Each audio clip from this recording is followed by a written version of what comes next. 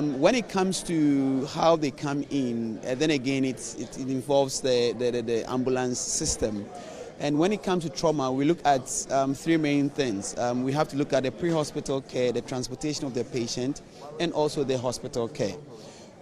We have bought some ambulance as a country, but I think we have to look at how we are going to make use of them by retrofitting them to suit purposes that we want to achieve.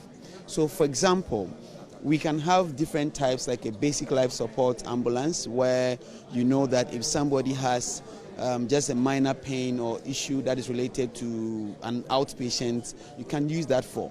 But in a situation where a patient or group of patients have been involved in an accident, somebody has a chest injury, abdominal injury, you cannot send those ambulances. You need to send advanced trauma life support ambulances, which in the US they call the level 3 or type 3 ambulances.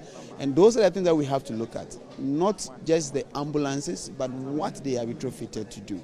So are you saying that the ambulances that we use now are not entirely fit for purpose, or they are just to manage the situation to an extent to get patients to the hospital?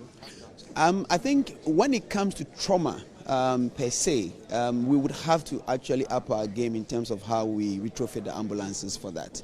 So generally, obviously for other things, it will be able to serve those purposes.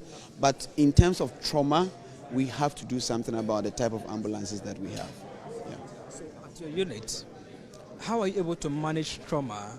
Do people know the post-traumatic issues that come along with accidents? How are you educating them? What do you think should be the focus of those who ensure safety on the road, to ensure that at least people may get involved in an accident, but they are able to overcome such incident?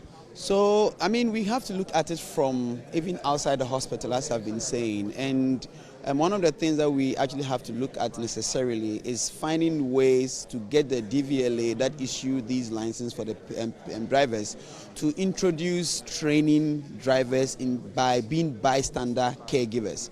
Because when somebody is injured, in most of the times, you realize that how the patient is even carried into the vehicle, how the people are laid down, how they are positioned, all those things affect the outcome of these patients.